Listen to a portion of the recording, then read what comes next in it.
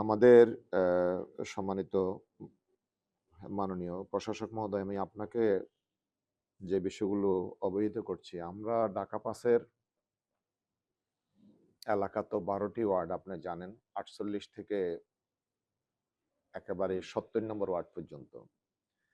এখানে আপনি যখন ছিলেন ডেপুটি মেয়র, তখন এখানে ছিল ৩টি ওয়ার্ড, ৪৮, ৪৯, ৫০। তারপরে পর্যায়ক্রমে ৬২ থেকে আপনার ৭০ নম্বর ওয়ার্ড, এই ৯টি ওয়ার্ড। এই ৯টি ওয়ার্ড এবং আগের যে ৩টি ওয়ার্ড, এই ৩টি ওয়ার্ডের এখানে টোটাল ৬০টা অঞ্চল। এই ৬০টা অঞ্চলের মধ্যে ৫টা অঞ্চল, ৭০ নম্বর ওয়ার্ডটা মানে ৬ নম্বর অঞ্চল পড়ছে। এই অঞ্চলগুলোর মধ্যে আপনার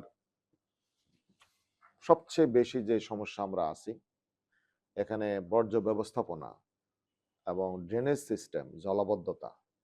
এই জলাবদ্ধতার মূল কারণ হচ্ছে আমাদের যে খালগুলো, এগুলো বলা যায় ভরাট হয়ে গেছে।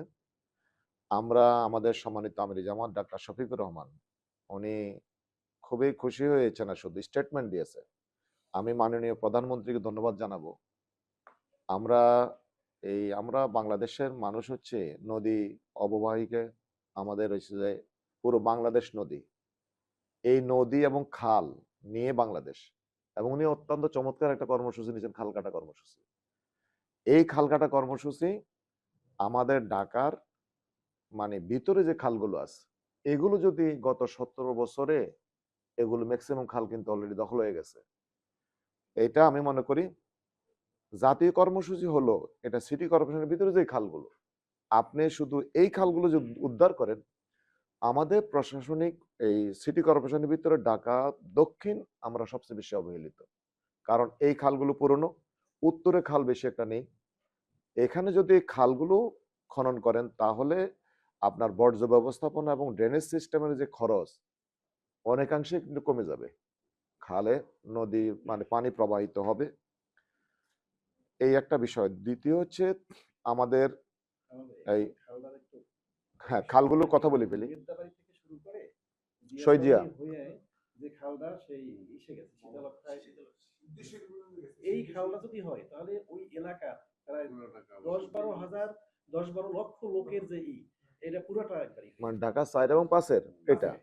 তারপর হচ্ছে আমাদের মাতুয়াইল খাল, মাতুয়াইল এটাকে ডিএনডি খাল বলে। মাতুয়াইল থেকে শুরু করে মা ও শিশু হাসপাতালের পাশ দিয়ে পিছন দিয়ে ঢাকা ৫, ঢাকা ৪, নারায়ণগঞ্জ ৪। আমি নারায়ণগঞ্জ ৪-এর এমপিকেও বলছি, আমি বলছি আমরা একটু বসা দরকার, আমাদের এটা সিটি কর্পোরেশনে পড়ছে, নারায়ণগঞ্জ সিটি কর্পোরেশনে পড়ছে। প্রয়োজন আমি নারায়ণগঞ্জে যাব।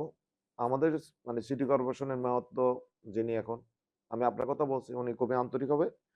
এটা আমরা আমি পানি সম্পদ মন্ত্রী মহোদয়ের সাথে কথা বলছি। এনি ভাই বলছে আপনি একটা ডিউ দেন।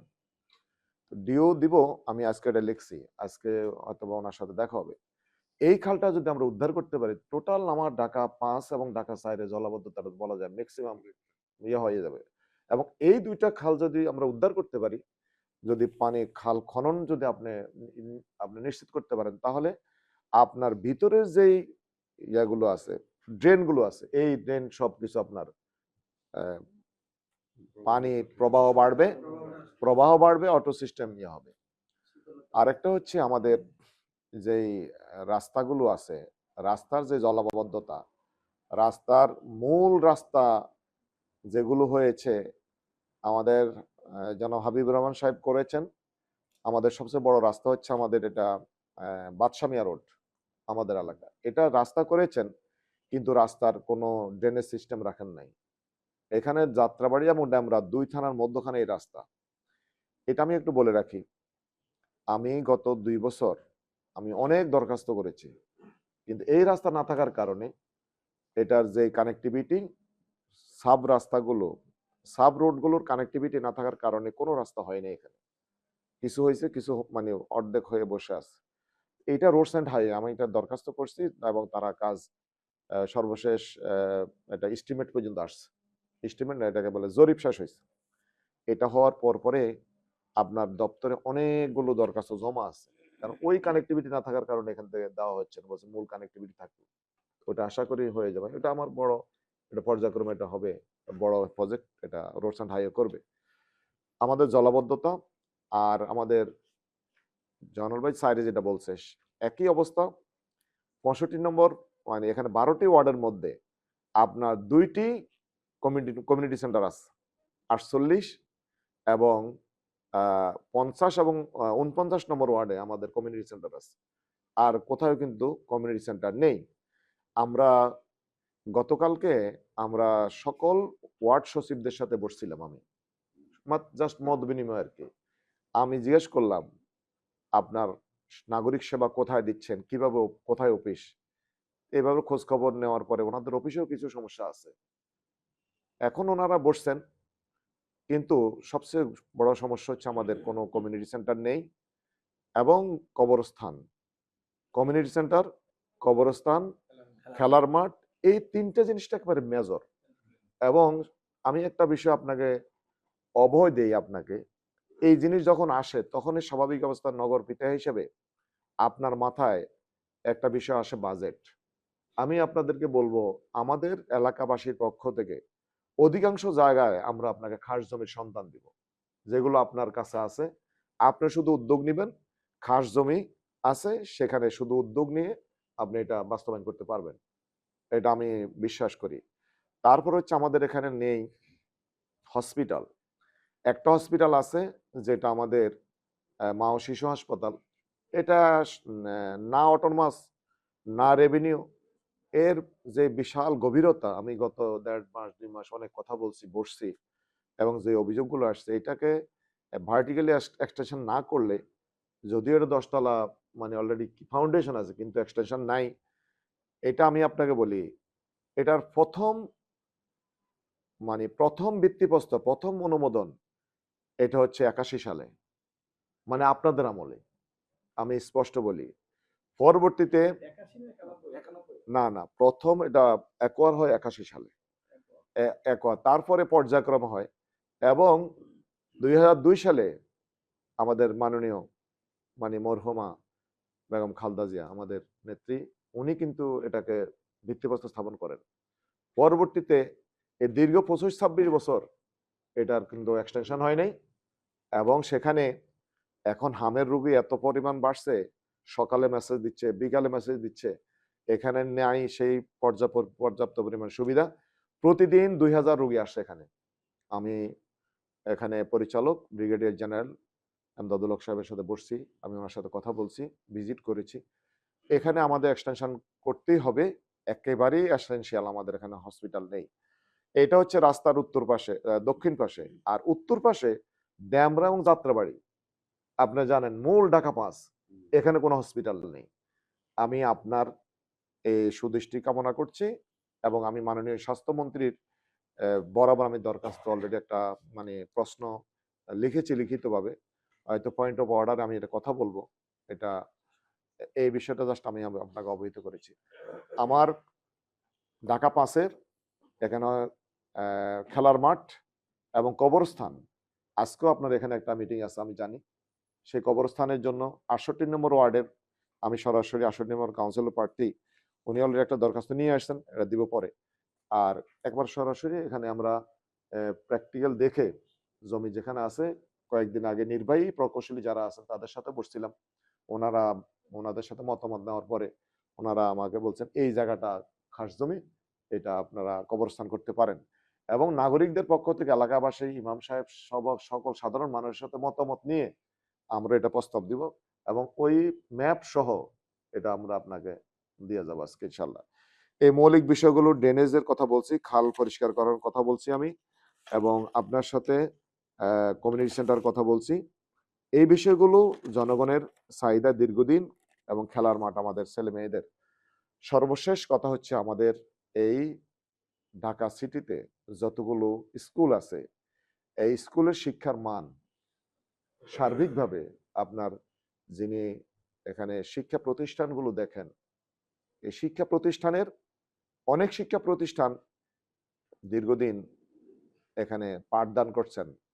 আমাদের এলাকা অনেক শিক্ষা প্রতিষ্ঠান আছে, তাদের আসলে কিন্তু বাস্তবিক অর্থে এখানে কিন্তু ডেভেলপমেন্ট হয় নাই।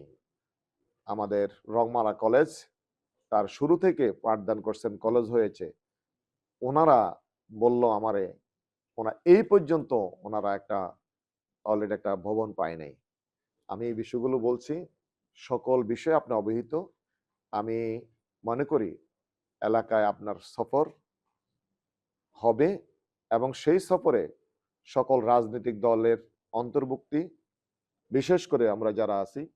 আমি আমার এলাকায় 12 তারিখ পর্যন্ত আমি বলছি আমি জামায়াত ইসলামীর এবং 11 দলীয় সমর্থিত এমপি প্রার্থী।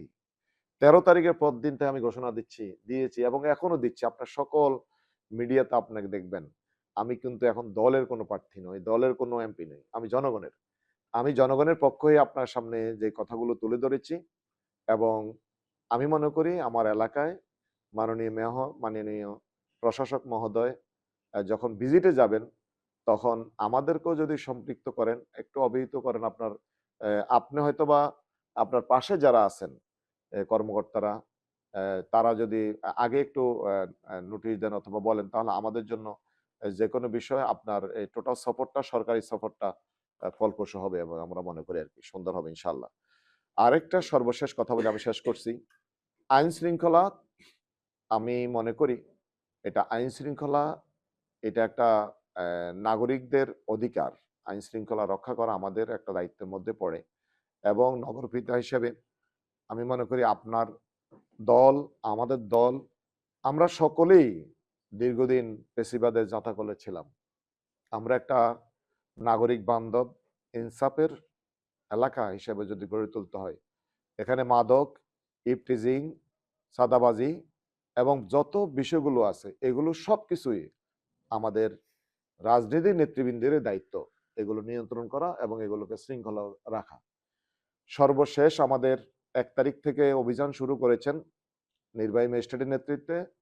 আমাদের অভিযানে বিভিন্ন ফুটপাত দখল মুক্ত করার জন্য। আমি এটা আপনার অনুমোদন এবং আছে এবং এটা আমি খুবই অ্যাপ্রিসিয়েট করেছি। কিন্তু অনুমোদন আমাদের পক্ষ থেকে, আপনার পক্ষ থেকে উদ্যোগ নিয়েছেন এবং সিটি কর্পোরেশন এবং আমরা সকলে মিলে যদি এটা কাজ বাস্তবায়ন করতে চাই, তাহলে সেখানে বিকল্প দিতে হবে তাদেরকে। এটা আমার সর্বশেষ কথা। বিকল্প হচ্ছে আমার পক্ষ থেকে আমি এটা যদি বলি, এদেরকে যদি আমরা হলিডে মার্কেট দেই শুক্রবার, শনিবার, কারণ একেবারে উচ্ছেদ করলে তো তারা কোনো না কোনো অবলম্বন করতে হবে। তো এই ক্ষেত্রে আমি মনে করি সপ্তাহে 2 দিন যদি আপনি হলিডে মার্কেট দেন, এখানে প্রত্যেকটা ওয়ার্ডে কোনো না কোনো রাস্তা ফাঁকা আছে, তারা বসবে। আরেকটা হচ্ছে আমাদের এই সিটি কর্পোরেশনে আরেকটা বিষয় আমি বলবো আপনাকে। সিটি কর্পোরেশনে মাছ বাজার, সবজি বাজার, এখানে সেখানে এবড়ো-থেবড়ো বিচ্ছিন্নভাবে এটা না করে একটা নির্দিষ্ট জায়গা প্রতিদিন সকাল 6টা থেকে 9টা মানে কাঁচা বাজার বসবে। তাহলে একটা ওয়ার্ডে 1টা 2টা জায়গা যদি সিলেক্ট করে দিতে পারি, তাহলে বিচ্ছিন্ন বিক্ষিপ্ত সারাদিন কাঁচা বাজার, সারাদিন আপনার এই সবজি, মাছ নিয়ে বসে থাকা এবং রাস্তায় ভোগান্তি সৃষ্টি করা, এই বিষয়গুলো সুন্দর হবে না। আমি মনে করি এইটাকে যদি শৃঙ্খলার মধ্যে আনতে পারি আমরা, তাহলে আমাদের মনে নাগরিকদেরও সুবিধা হবে এবং একটা ক্লিন ঢাকা। বর্জ্য ব্যবস্থাপনা করতে বলছি আমি। আমাদের রাস্তাঘাটগুলোকে ঝাড়ু দেয় না। এটা নাগরিকরা ব্যাপকভাবে কথা বলছে। যারা এই দায়িত্বে আছে তাদেরও একটু দৃষ্টি আকর্ষণ করবেন। আমি অনেকগুলো কথা বলছি। এর থেকেও বেশি ইনফরমেশন আপনার কাছে আছে। আপনি নিঃসন্দেহে কাজ করছেন, দিন-রাত কাজ করছেন, পরিশ্রম করছেন। আমি মনে করি এটা আপনার দায়িত্ব এবং আপনার যথাযথভাবে পালন করছেন, পরিশ্রম করছেন। আপনার রাজনৈতিক অভিজ্ঞতা থেকে আমাদের নাগরিকদের এই সমস্যা লাঘবে দূরীকরণে আপনি যথাযথ ভূমিকা পালন করবেন, এই প্রত্যাশা আমি রাখছি।